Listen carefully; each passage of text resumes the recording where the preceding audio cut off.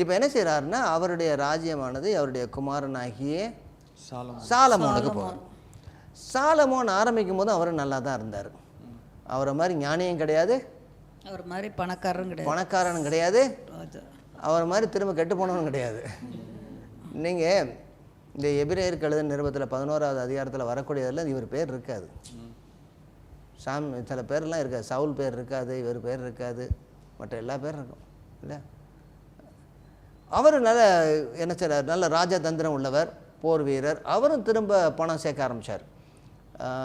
சேர்க்க ஆரம்பிக்கும் போது என்ன சார், பணம் நிறையா வந்துச்சுன்னா ஏதாவது கட்டடம் கட்டணும்ல, நிறைய கட்டடங்கள் கட்டினார். பணம் வந்துச்சுன்னா கட்டடம் தானே கட்டணும். கட்டடங்கள் கட்டினார், நிறைய கட்டடங்கள் கட்டினார்.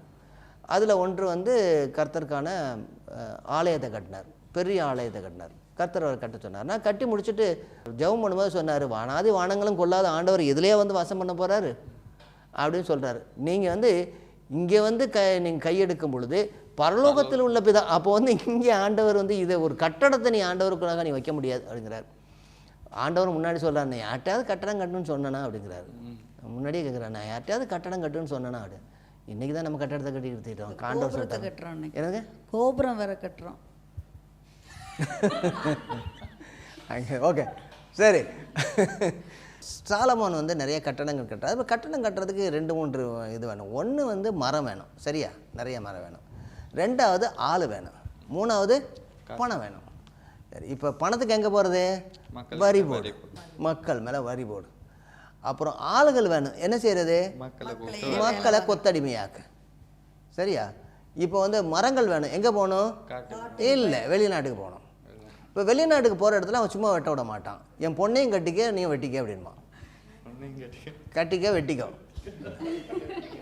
அப்படி தான் செஞ்சார். நிறைய இடங்களில் போகும் பொழுது அவர் மற்ற தேசங்களோடு கூட உறவு கொள்ளும்போது அந்தந்த தேசத்தில் இந்த அரசியல் ரீதியாக திருமணம் பண்ண ஆரம்பித்தார். அரசியல் ரீதியாக தராது. அவருடைய திருமணங்கள் நிறைய அரசியல் ரீதியானது. அந்த வந்தவர்கள் கர்த்தருடைய வேதத்தை அறியாதவர்கள், அந்த வேதத்துக்கு புறம்பானவர்கள். அவங்க என்ன செய்ய, அவருடைய இருதயத்தை மனமாற பண்ணினார்கள். பிற்காலத்தில் அந்நிய தேவதைகளை வணங்குறவர் அவருடைய மனதை மாற்றி விட்டார்கள். ஒரு பெரிய கணக்கெடுப்பே இருக்கும், இத்தனை பேர் இருந்தாங்கன்னு சொல்லியிருக்கோம். ஆனால் அடிப்படை என்ன, கர்த்தரை விட்டு மனமாறும்படியாக அவருடைய போக்கே இருந்துச்சு. அவருடைய ஸ்ட்ராட்டஜி அந்த மாதிரி போயிடுச்சு. எல்லாத்துக்கும் காம்ப்ரமைஸ் பண்ணிட்டார்.